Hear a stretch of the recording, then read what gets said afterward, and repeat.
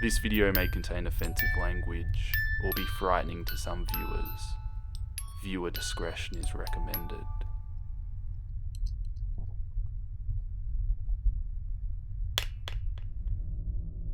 They called it the Doll Cemetery.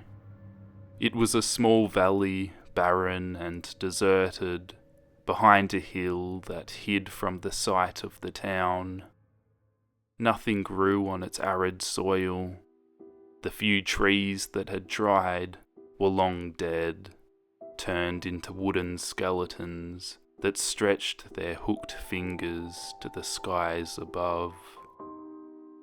The reason for the name was clear to anyone who visited the place. It had indeed the grim, gloomy air of old cemeteries, completely uncomforting. However, its guests were not underground, neither walled in narrow recesses. They stood in plain sight, fully exposed to eyes and the weather. There were dolls of every kind and size, of every fashion, style, and era. Ancient dolls with painted porcelain faces, whose richly embroidered dresses were now reduced to mouldy rags. Cheap rag dolls, or what was left of them, their smiles faded but still visible on their deformed, swollen faces. Elegant catwalk models, 10 inches tall, who once possessed clothes and accessories, now stood naked and twisted into unlikely positions. Child dolls that had once walked, cried, or called for their mummies, and now laid motionless, silent, often mutilated. Some of those that had been there for longer were stuck into the ground or tied to trees with iron wires, now corroded by rust, or the ribbons and strings that time had worn and faded. Most, though, had simply been left on the ground, and many of them had been pushed around by the wind or rain, gathering in some hollow, as if in a sad common grave. No one knew who had placed the first doll there, or why. Even for the eldest of the town, it was a question without answer. But somehow it had started a sort of tradition. There were still girls who, forced to separate from their favourite doll, passed beyond any chance of repair, asked for her to be brought there, among her peers. But doing it was a task for parents, because no child ever ventured there, not even for a dare. The Doll Cemetery was a grim and sad place, even in the full light of a summer's day. But in the night, or even worse, in one of those dull days, threatening rain, when clouds cast a grey light over the whole place, it was impossible to walk through it and not be overwhelmed by a feeling of anguish, as if each of those little abandoned bodies hosted a soul, silently screaming all of its torment to the ears of the living. Like any respectable graveyard, the Doll Cemetery had a caretaker. Or at least, that is what the old homeless man who had found shelter in the badly assembled shack right in the middle of the valley was said to be. They said that during the day He walked around the place, whispering incomprehensible words to the dolls, as if to comfort them, and that at night he went back to his shack, and behind the window, or in the door frame in the hot summer nights, stood vigilant, as if protecting a sacred place from whatever intruder. The townsfolk believed he was crazy, but harmless, especially because he never left the valley, and whoever wanted to find him always knew where he was. But in truth, nobody ever wanted to find him. At least until the girls disappeared.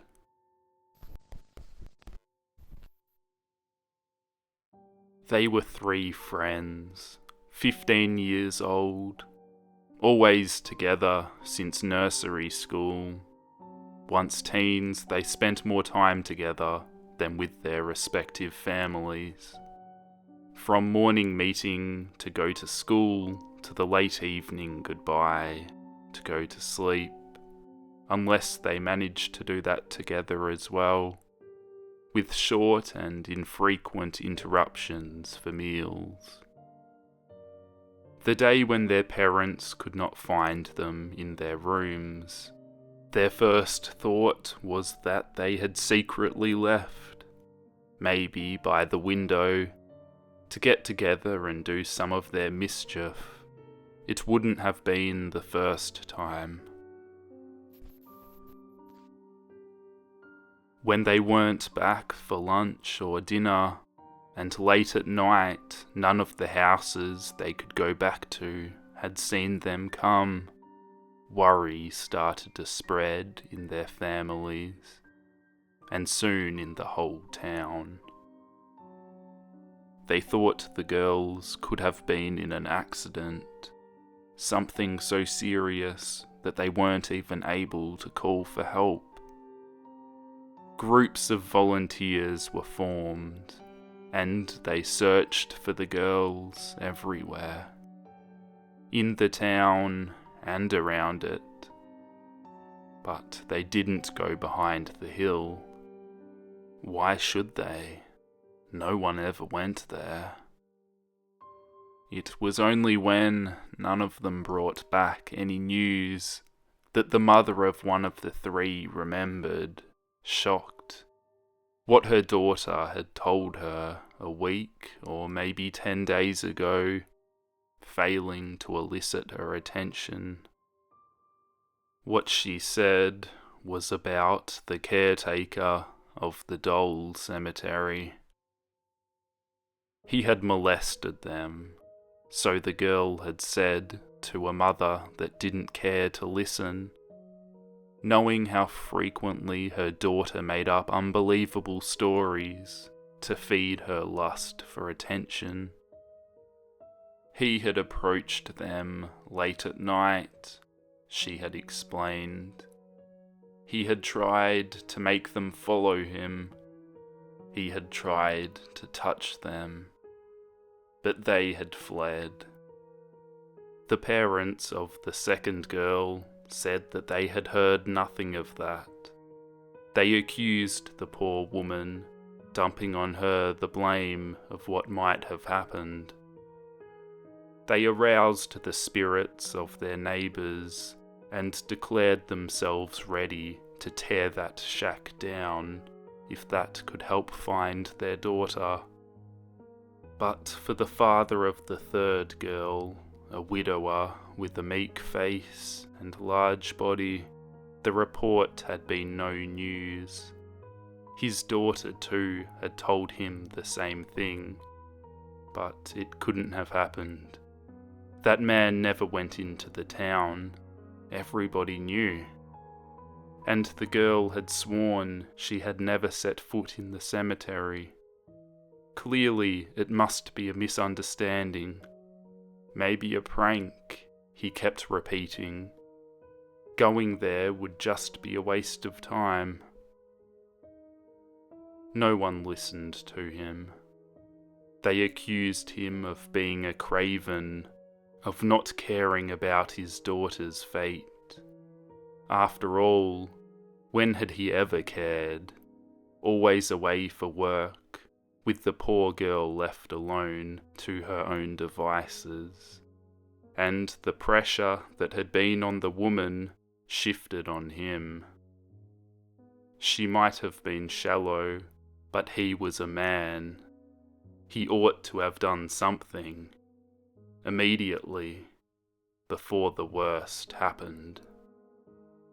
His words, his apparent attempts to clear the homeless man, were worth nothing, except maybe to exacerbate the people even more. A compact group of men, armed with a wrath they deemed right, and with bad intentions, joined the parents of the girls to go to the doll cemetery, with an unshakable belief that the girls would be found there.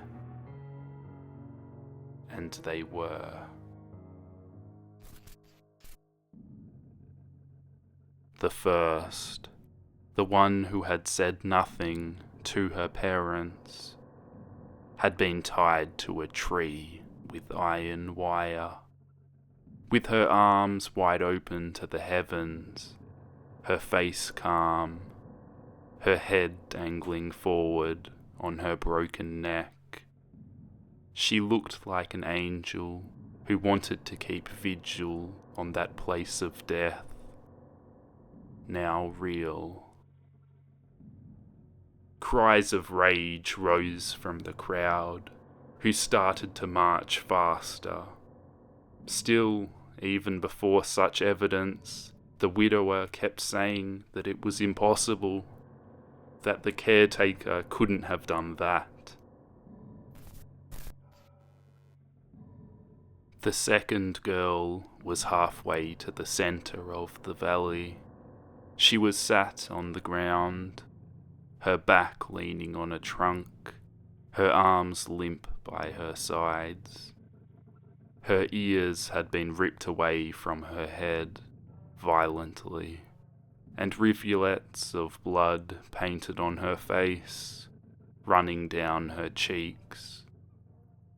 A fabric ribbon that maybe once had been light green had been tied over her mouth. It would have been a poor gag if she had been able to talk. The dramatically belated rescuers started to run. Maybe there was still a chance to save the last girl, even though her very father, surely out of his mind by now, was shouting for them to stop, to stay away from the shack. And there, by the door, they found the last one, the widower's daughter. She had been thrown to the ground with no regard, in a tangled heap. Her face was livid and bloody, her clothes marked by little round stains. Her mouth was wide open in a scream she was never able to utter, because her tongue lied aside in a pool of blood that looked like some beast had walked on it. But for sure no beast, not a real one, had done that to her. No one wanted to hear anything else. The shouted ramblings of the widower got lost in those of the crowd, inciting itself to avenge the girls. The man stepped back as someone kicked down the door of the shack, and everybody else did the same when the stench coming from within assaulted them like a living beast, as if it had been lurking in wait behind those weak planks. No revenge would ever take place. The caretaker of the doll cemetery lied lifeless on the floor, of what had been his home. His skin was livid, his body swollen, and a pool of dried blood surrounded his head like a macabre halo. He had been dead for days, weeks maybe. Silence suddenly fell on the crowd. Nothing could be heard, except the gulps of those who had lost their daughters, and the flutter of wings of some bird, or maybe the sound of small footsteps moving away. Glances were exchanged, full of questions nobody wanted to speak, and answers nobody wanted to hear. Then all eyes converged on the only one who had never wanted to go there, who was now walking away slowly, looking down, clutching his chest with his hands. They saw him stumble towards the hill, then suddenly stop to free the hem of his trousers from the hand of a doll that must have gotten stuck on it. They saw him tremble as he shook his leg, as if in panic, then turn around and disappear behind the hill at a brisk step. From that day, nobody set foot in the doll cemetery anymore.